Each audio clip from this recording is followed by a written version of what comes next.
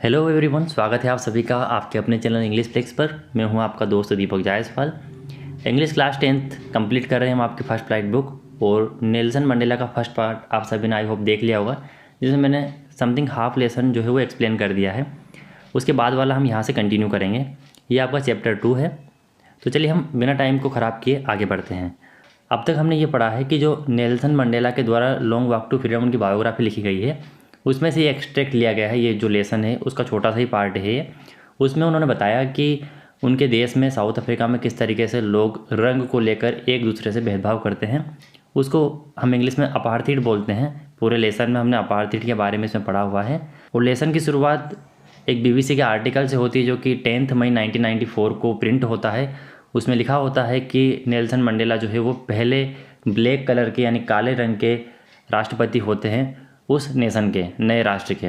और वहाँ पर उनका राष्ट्रगान होता है। और जब वे शपथ ग्रहण लेते हैं उसके पहले से और उसी दिन वहाँ पर बहुत सारे राजनेता, जाने माने लोग आते हैं अपनी रिस्पेक्ट देने के लिए उनको।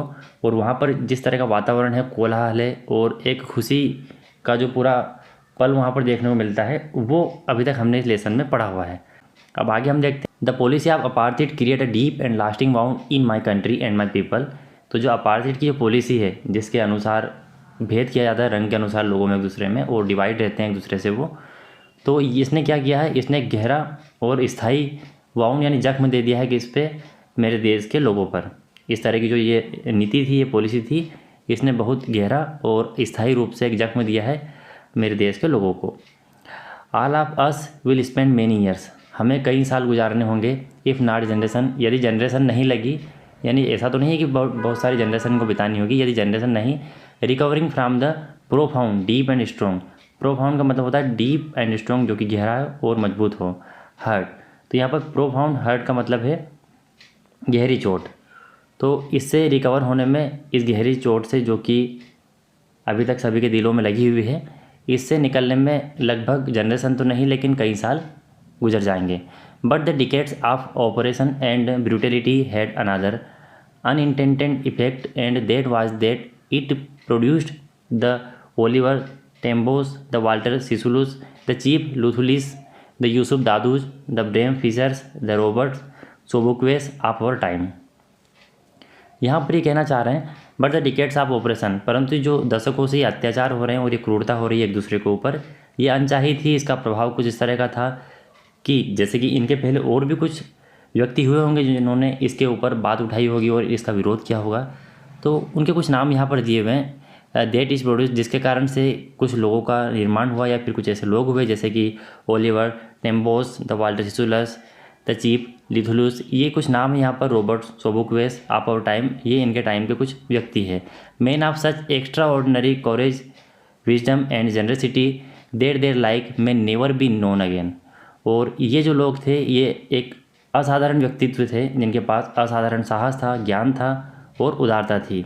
कॉरेज का मतलब साहस होता है, विजडम मतलब ज्ञान, और जनरसिटी मतलब उदारता, यानी कि यदि किसी व्यक्ति में उदारता हो तो यह उसकी क्वालिटी होती है, तो उसको जनरसिटी बोलते हैं। तो इस तरह की जो जनरसिटी है, इस तरह के लोग हैं, वो दोबारा नहीं जाने जाएंगे, या फिर इस तरह के लोग फिर से नहीं देखे जाएंगे। Be known again, never be known again. Perhaps it requires such depth of operation to create such heights of character. Height of character मतलब होता है चरित्र की ऊंचाई, मतलब इतनी ऊंचाई के चरित्र वाले। डेप्थ ऑफ ऑपरेशन मतलब जुल्म की गहराई। शायद इतनी ऊंचाई यानी इतनी ऊंचे चरित्र के व्यक्तियों के निर्माण करने के लिए या क्रिएट करने के लिए जुल्म की इतनी गहराई का होना जरूरी था। यानी कि इतनी गहराई का जुल्म हुआ, तब जाकर ऐसे चरित्र के, इतनी ऊंचाई चरित्र वाले व्यक्ति का निर्माण हुआ। My country is rich in the minerals and gems that lie beneath its soil. मेरी जो कंट्री है वो समृद्ध है, किन में, खनिज में और रत्नों में। मिनरल मतलब खनिज और जेम्स मतलब रत्नों में। That lie beneath it's soil, जो कि इसकी मिट्टी के नीचे हैं। But I have always known that it's greatest wealth is it's people. परंतु मैं पहले से ही जानता था कि इसकी जो सबसे बड़ी संपत्ति है वह क्या है, इसके लोग हैं।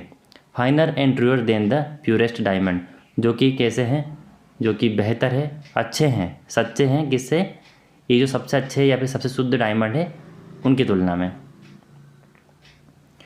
अभी जो हमने नाम देखे, Oliver Tambo, Walter Sisulu, Chief Luthulis, Yusuf Dadoos, Bram Fischer और रॉबर्ट सोबुक्वे, ये वो लोग हैं उनके टाइम के, दे आर, वहाँ पर स्टार लगा हुआ था, these are some prominent name in the struggle against apartheid. तो ये लोग भी है जिन्होंने उनके टाइम पर अपार्थिड के विरुद्ध अपनी लड़ाई लड़ी थी। तो ये कुछ इमेज आपकी बुक में दी हुई है जो मैंने यहाँ पर ली है, तो ये नाम आप याद रखिएगा। It is from these comrades in the struggle that I learn that the meaning of coverage. मैंने अपने ही साथियों से, कॉमरेड्स का मतलब होता है साथियों से, संघर्ष के समय में सीखा है, I learn the meaning of coverage, कि साहस का मतलब क्या होता है। मैंने संघर्ष के समय अपने साथियों से सीखा है कि साहस का मतलब क्या होता है। Time and again, bar bar. I have seen man and women risk and give their lives for an idea. मैंने व्यक्तियों को और औरतों को रिस्क लेते हुए देखा है और एक विचार के लिए उनकी जानों को देते हुए भी देखा है। यानी ये देख चुके हैं लोगों को एक विचार के लिए लड़ते हुए और रिस्क लेते हुए। I have seen men stand up to attack and torture without breaking. मैंने लोगों को हमलों के साथ खड़े होते हुए और टॉर्चर को सहते हुए देखा है बिना टूटे हुए। यानी लोगों को मैंने हमलों में और टॉर्चर सहते हुए, जो कि बिना टूटे हुए वहीं पर खड़े रहे, उनको देखा है। Showing a strength and resilience, the ability. अब यहाँ पर एक शब्द आया और रेसिलियंस, इसका मतलब होता है the ability to deal with any kind of hardship and recover from its effect. यानी ऐसी योग्यता जिसमें किसी व्यक्ति को किसी भी प्रकार से प्रताड़ित किया गया हो तो वह इसके प्रभाव से रिकवर हो जाएगा जल्द ही। यानी उसमें एक लचीलापन होता है कि उस पर कितना भी प्रताड़ित किया गया हो उसको, तब भी वो रिकवर हो जाएगा। ऐसी क्षमता को बोलते हैं रेसिलियंस, और इसका मतलब होता है लचीलापन। तो मैं लोगों को ताकत और लचीलापन दिखाते हुए देखा है। दैट डिफीज द इमेजिनेशन, जो कि कल्पना से परे था, यानी कल्पना को भी जो मात दे दे। I learn that courage was not the absence of fear. मैंने सीखा है कि साहस जो डर की अनुपस्थिति को नहीं कहते हैं। साहस का मतलब ये नहीं कि आपको डर बिल्कुल नहीं लगेगा, तो डर की अनुपस्थिति ही साहस नहीं है। But the Triumph over it, परंतु ये इसके ऊपर विजय है। यानी कि डर के ऊपर विजय प्राप्त करना ही साहस है, न कि उसकी पूर्ण रूप से अनुपस्थिति। The brave man is not he who not feel afraid. बहादुर व्यक्ति वह नहीं है जो कि क्या महसूस नहीं करता, डर महसूस नहीं करता। But he who conquer that fear, परंतु जो उस डर पर विजय प्राप्त करे वही बहादुर व्यक्ति होता है।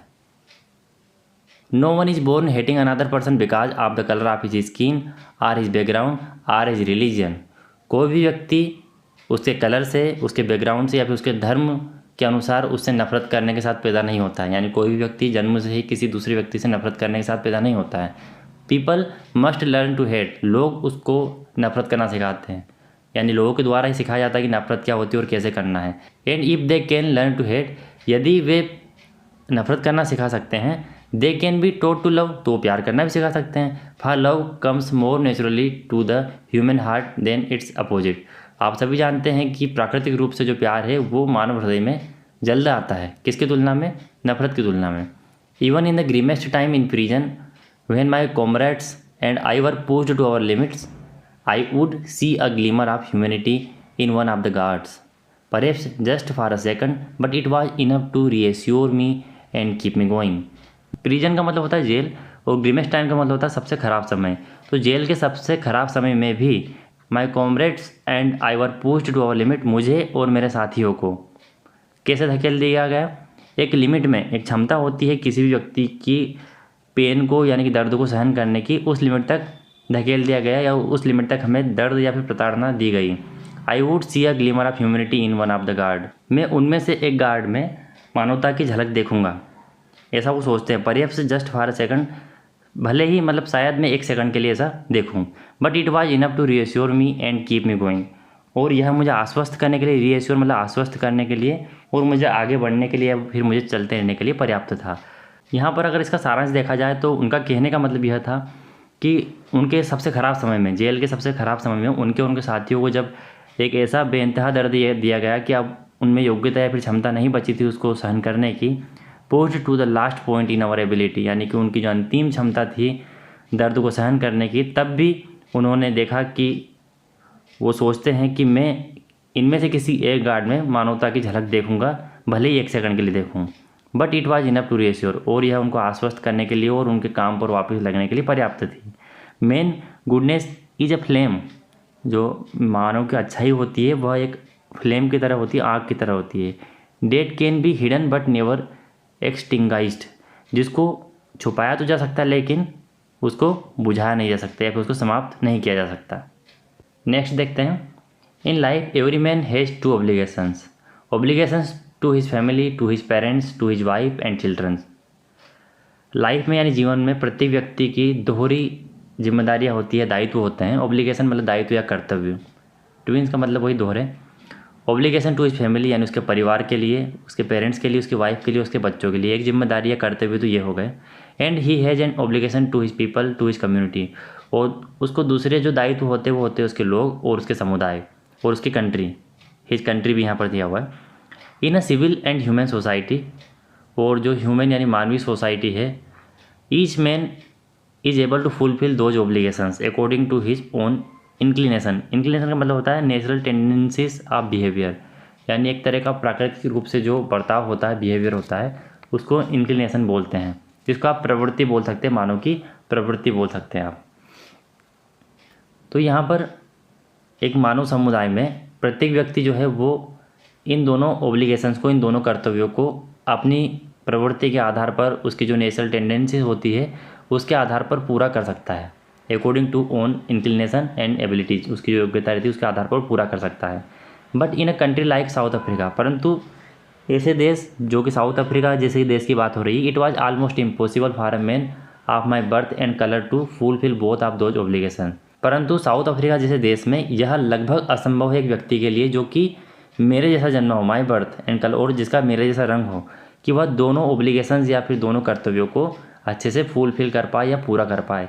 इन South Africa man of colour who attempt to live as a human being was punished and isolated.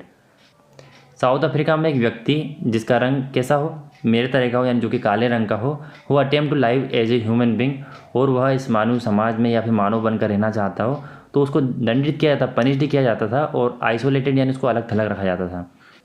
In South Africa a man who tried to fulfil his duty to his people was inevitably unavoidably riven from his family and his home and was forced to live a life apart, a twilight existence of secrecy and rebellion.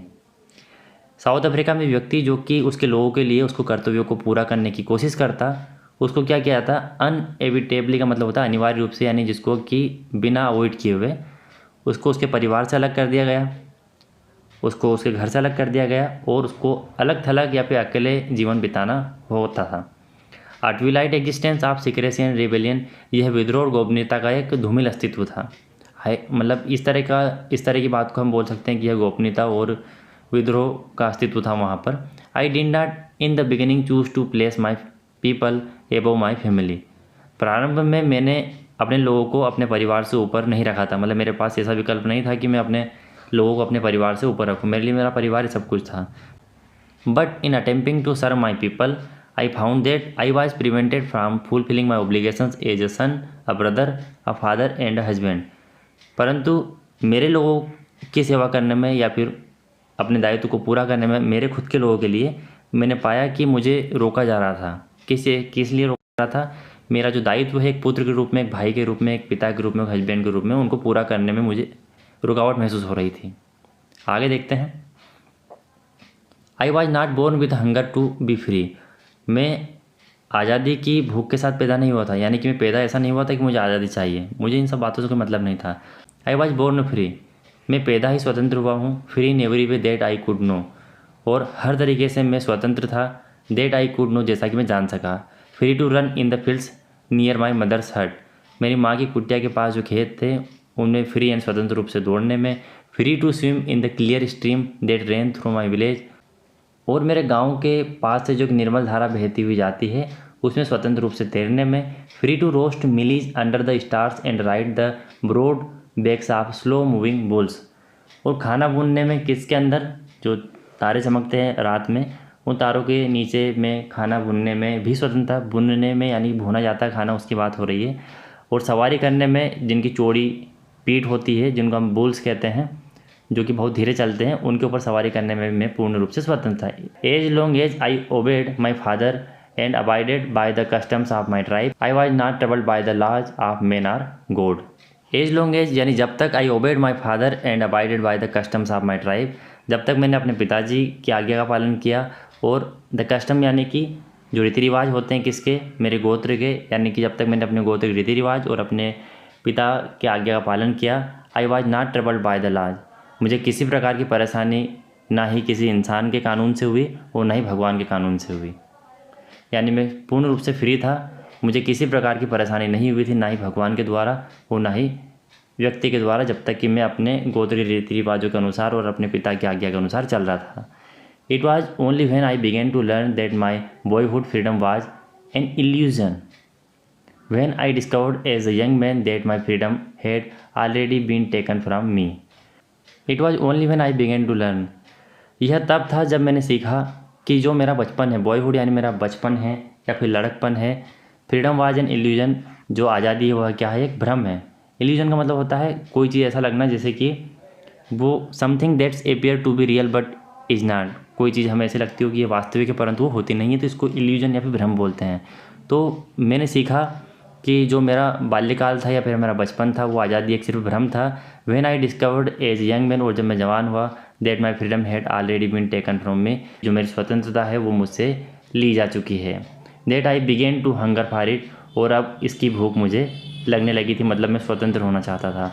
Eight first as a student, सबसे पहले एक विद्यार्थी के रूप में, I wanted to freedom only for myself, मैं सिर्फ अपने आप को आज़ाद करना चाहता था। The transitory freedom of being able to stay out at night, transitory का मतलब होता है जो कि परमानेंट ना हो, क्षण भंगुर कुछ समय के लिए हो, नॉट परमानेंट जो कि परमानेंट ना हो। मुझे आज़ादी चाहिए थी अकेले कहीं पर भी रात्रि में रुकने की। Read what I please and go where I choose, मैं वो पढ़ सकूँ जो मैं चाहता हूँ और वहाँ जा सकूँ जो मैंने चुना है, यानी जहाँ मर्जी वहाँ जाए और जो चाहे वो पढ़े।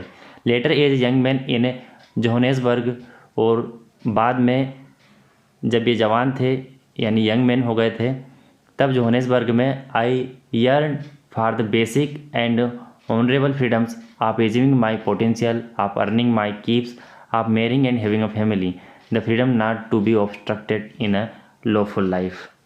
आई यर्न का मतलब है तरसना।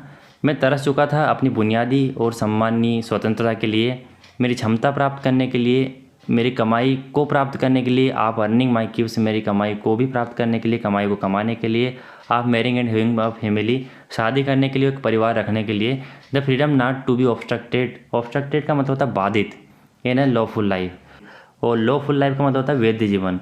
तो स्वतंत्रता ऐसी जो कि क्या करे, एक वैध जीवन में बाधित ना हो या बाधा ना बने।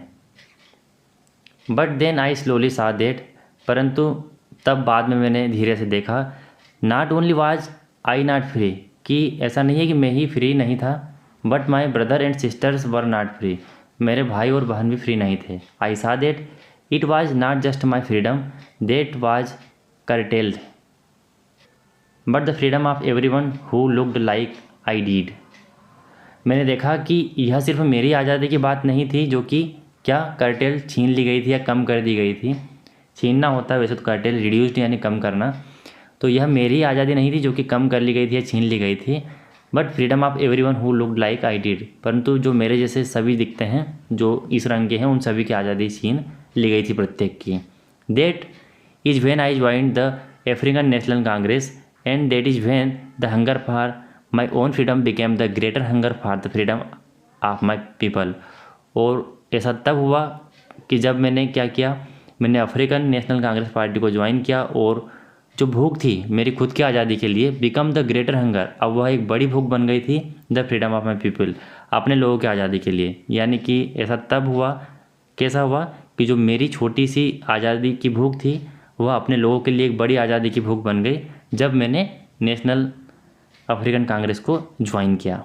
It was this desire for the freedom of my people to live their lives with dignity and self respect that animated my life. और ये जो इच्छा है, कैसी इच्छा, it was this desire for the freedom, और ये स्वतंत्रता के लिए जो इच्छा है मेरे लोगों के लिए, वे अपनी लाइफ जो है वो डिग्निटी यानी शान और सेल्फ रिस्पेक्ट यानी सम्मान के साथ जी सके, यही मेरी जीवंत लाइफ है, यही एक जीवंत लाइफ है मेरी।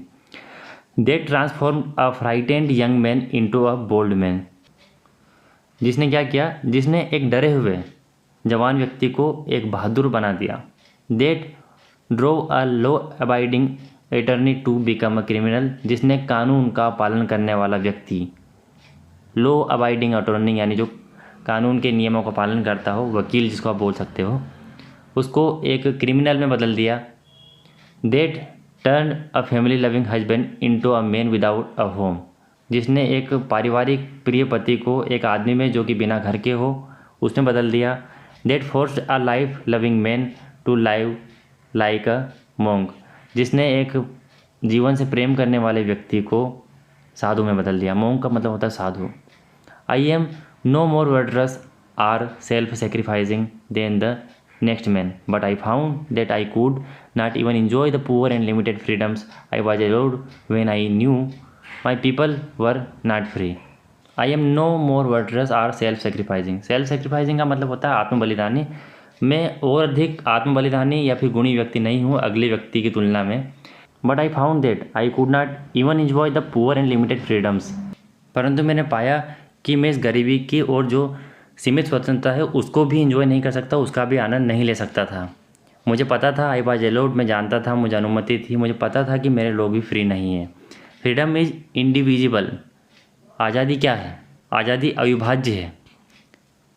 The chain on any one of my people were the chain on all of them, और जो जंजीर थी, जो चेन थी, मेरे लोगों में से किसी एक की भी जंजीर सभी की जंजीर थी। ऐसा नहीं है कि एक की जंजीर है तो यानी मेरे लोगों में से यदि एक के ऊपर भी जंजीर है तो सभी की जंजीर है। The chains of all of my people, और यदि सभी के ऊपर जंजीर है मेरे लोगों में तो इसका मतलब वह जो जंजीर है वो मेरे ऊपर है। I knew that the oppressor must be liberated just as surely as the oppressed, मैं जानता था कि जिस तरीके से ऑपरेसर यानी अत्याचार करने वाला भी स्वतंत्र होना चाहिए जैसे कि जिस पर अत्याचार हो रहा हो, यानी अत्याचार होने वाले व्यक्ति सेम अत्याचार करने वाले व्यक्ति जैसा मुक्त या स्वतंत्र होना चाहिए। A man who takes away another man's freedom is a prisoner of hatred, he is locked behind the bars of prejudice. Prejudice का मतलब होता है strong dislike without any good reason. आप इसको कह सकते हैं जो पक्षपात की भावना रखता हो ऐसा व्यक्ति, तो वह जो नफरत की जो कैद होती है उसका हकदार है, और वह एक पक्षपात की भावना यानी उसके सलाखों के पीछे कैद व्यक्ति है। एंड नैरो माइंडनेस, और उसकी जो सोच है वह बहुत ही सक्रिय सोच वाला व्यक्ति है। आई am not truly free if I am taking away someone else freedom, मैं वास्तविक रूप से फ्री नहीं हूँ या आज़ाद नहीं हूँ यदि मैं किसी और की स्वतंत्रता को ले लेता हूँ। Just as surely as I am not free when my freedom is taken from me, और ठीक इसी तरीके से यदि मेरी स्वतंत्रता किसी के द्वारा ले ली जाती है तब भी मैं स्वतंत्र नहीं हूँ।